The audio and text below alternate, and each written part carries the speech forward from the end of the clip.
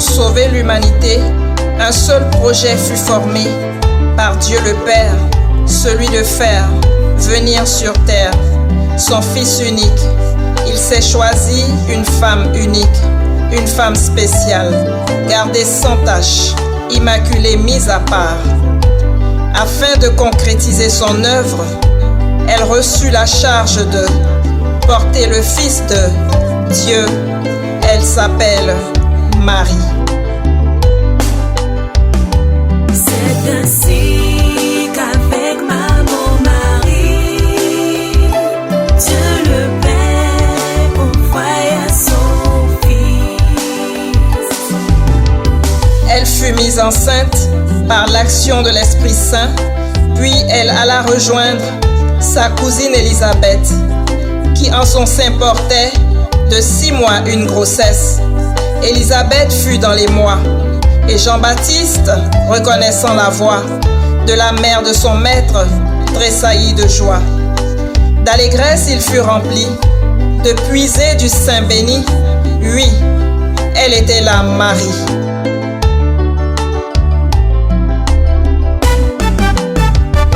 C'est ainsi qu'avec maman Marie, Jean-Baptiste reçut son onction.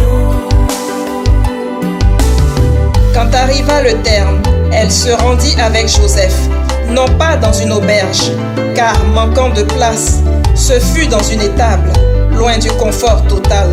Dans une crèche de brebis, elle mit au monde son Fils, notre Seigneur Jésus-Christ. Il était prédestiné à donner sa chair à manger, à verser son sang pour nous sauver. Prenez et mangez-en tous, ceci est mon corps livré pour vous.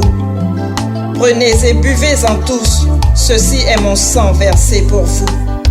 Il s'est offert pour la multitude, tel un agneau en servitude, dans une mangeoire, quelle nourriture!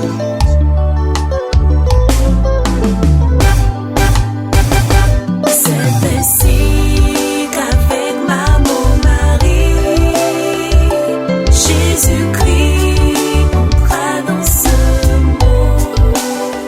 Avant de fermer les yeux sur la croix et de remettre aux cieux son âme de roi, à son disciple qu'il aimait, il confia Marie, la mère du roi des rois.